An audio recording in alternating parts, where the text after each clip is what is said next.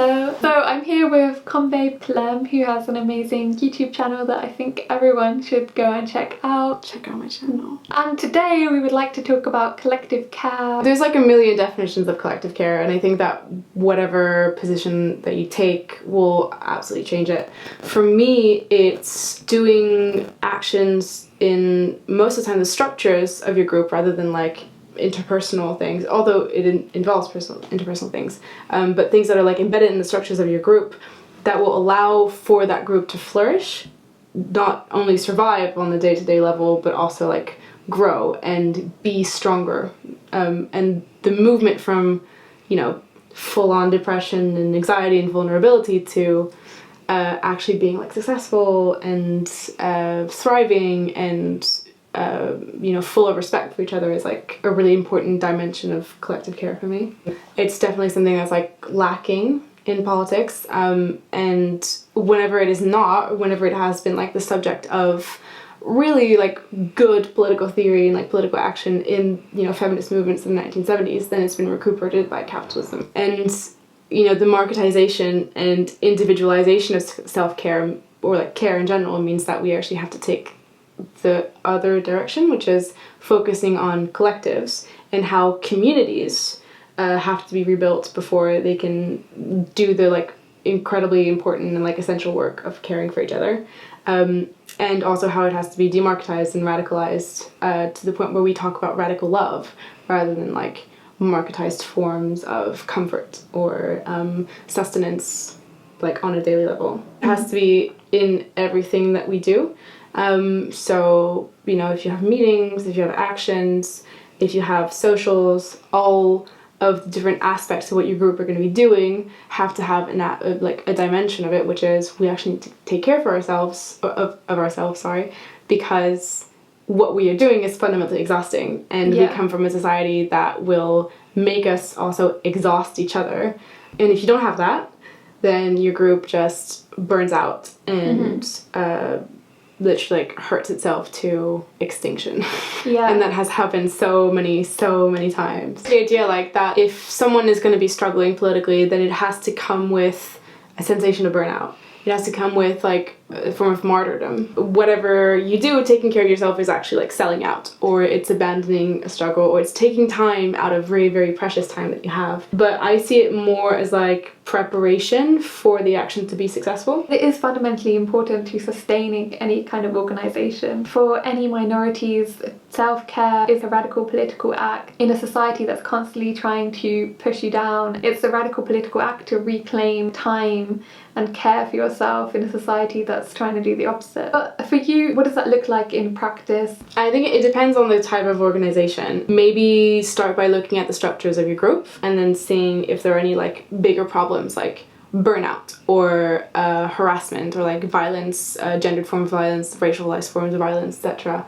Or people not having enough time, or like the constraints that people have if they have like caring roles or anything like that. And make sure that any kind of support that needs to be brought to these different issues is brought in a way that's like serious and structural in your group. So not just the small things, which also count, like serving tea or like having sessions where people can actually genuinely air their concerns, like debriefs after every big action. Strong structures of accountability, everyone being briefed on what transformative justice is, on what intersectionality is. Like that's always really, really important for me. Like it has to go way deeper than what people think care is, because care is not just making sure that we're comfortable at one point in time. It's making sure that the damage that's being done by society every day is not reproduced in our groups, and our groups actually foster something much better and like a much more positive form of energy and motivation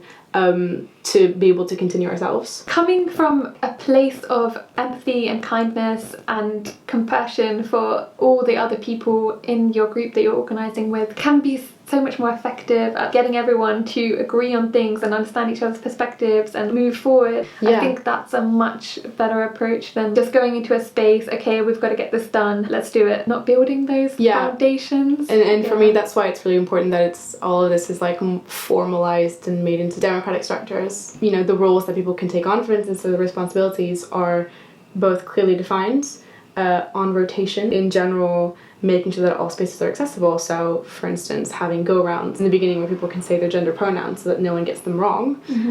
Making sure that all of this compassion that we can have for each other is not just dependent on people and like interpersonal will, because most of the time that's going to fall on women and people of color to make sure that it happens, but it's actually like inscribed in the structures, like the very DNA of what your group is. A lot of pushback that I've had towards the ideas and like implementing these ideas in my groups haven't necessarily been like, oh, you're being hysterical, we don't need this.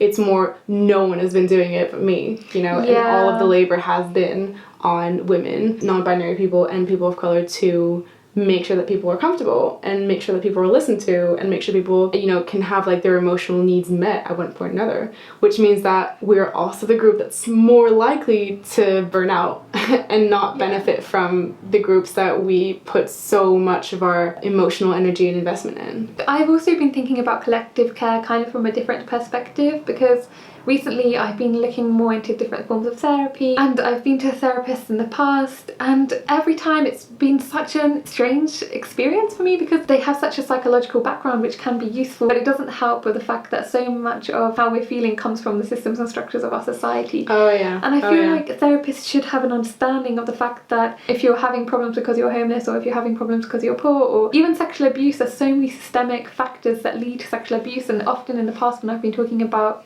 patriarchy or the things that cause like paedophilic culture and stuff within therapy, they haven't really understood what I'm talking about. I think it's very problematic that therapy is very based around psychology as opposed to politics. Politics and or like politicizing psychology, definitely. No, I've had the same experiences, like definitely the same experiences, and all of these, I think all of these critiques are like incredibly valid, especially for people who go to therapy and then see their experiences literally just denied to them. I think that's what I want to implement with collective care. It's not just getting by day and surviving in a shit system. It's being able to change that system. What I see collective action as is actually a form of collective care, because if you do like a strike, for instance, you're becoming very vulnerable. You're facing a side of yourself that you don't want to see, which is someone without a job or like without money, and you're exposed to the violence of a system that is probably much more powerful than you are. But once you win, which is, you know,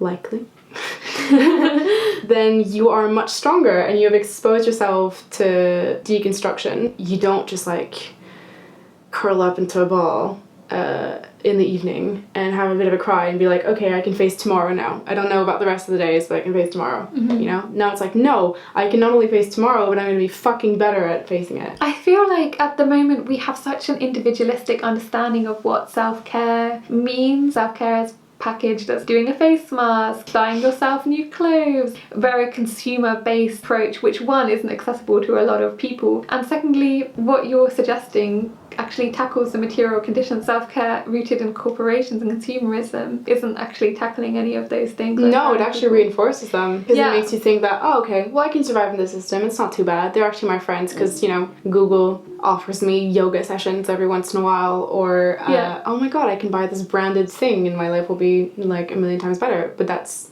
brands are not your friends.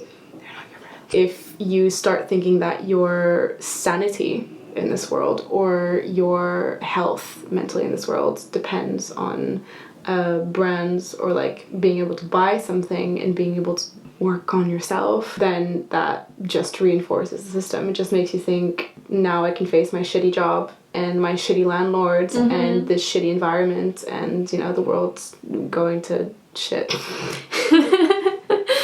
And that's exactly what workplaces have done. They've hijacked self-care and repackaged it as, oh, if you do yoga and meditation within our corporation, that's going to make you a more productive worker and it's going to be good for their profit margin. It keeps you in this like equilibrium where you're just meditating to kind of mitigate the effects of capitalism or the effects of your work. That isn't actually getting to the heart of the problem in any way. Oh yeah, no, I mean the more yoga you do, the less pay you get, let's say. Not being anti-self-care, but having a critical view of what self-care is, and like being actually really honest with yourself about what works. The fact that we have such prescriptive ideas about what it means to take care of yourself means that a lot of the time it's not going to work, and it's also going to be like balanced towards as we said, like maintaining the same system and not stepping outside of bounds of comfort, because stepping outside of bounds of comfort is so difficult when you're depressed and you're anxious and you're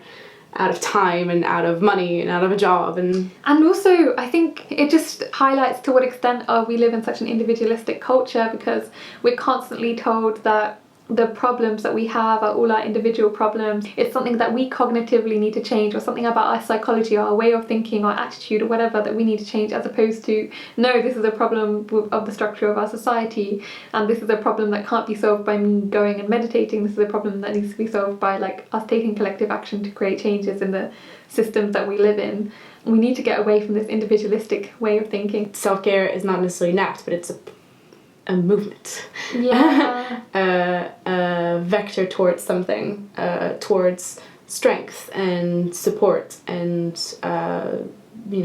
feeling less lonely. If you move away from the act in itself and you go more towards the structure, like the movement of where that act will take you, and I think that's a much better way of looking at it, because it expands, but it also frames much better what we want out of it. Yeah, I mean, there's a really good philosopher called Mark Fisher, was also going through like a serious depression and wrote something really, really beautiful about depression, is that we all feel it, even though it's an incredibly isolating thing to be experiencing. We all feel it, and in a world or in a society that has taken individualism as like the linch point of where you would start your life and start your entire view on life, then actually reclaiming that individualism, saying that's something that's so alienating, let's organize around it. Let's organize around better, collective care provisions and like building better communities, or more funding for mental health provision in like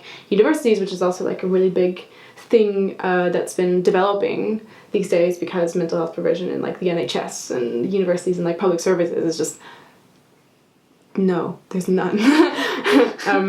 That's actually, I think, a really beautiful thing, like the fact that if you think about capitalism as a system that will produce that psychic state of depression, and through that will strategically try to distance people from each other, then using that exact thing that it has created against it, saying we're all depressed, let's do something about it, is like not only like strategically amazing, but also, I mean, it gives me a lot of hope basically for the left, because I think it started to understand that as soon as you include the importance of mental health in your organizing, then not only do you have a lot more people organizing with you, because a lot of people feel much better organizing with you, but also you have a lot more wins, because that is what holds people together a lot of the time. Recently, psychologists have been saying that we actually live in a society of sickness, or a sickness of society. Just existing within our society can make you mentally ill. But I've heard like anecdotally of people who go to therapists and they talk about how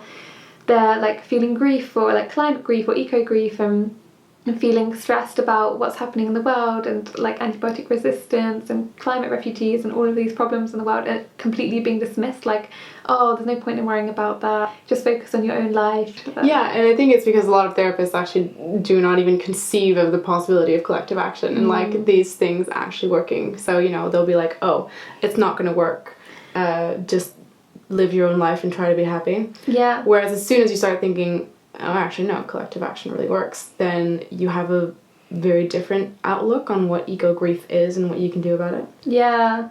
In my ideal society, I think we would all be given the knowledge and understanding to be therapists to one another, not just something that some people who have to study for like 8 years are able to have access to. Society wants us to be oppressed, sad, and take self-care measures individually, because if all of us came together, then that would be a problem for the system. So of course they have vested interest. Don't do what they want you to do.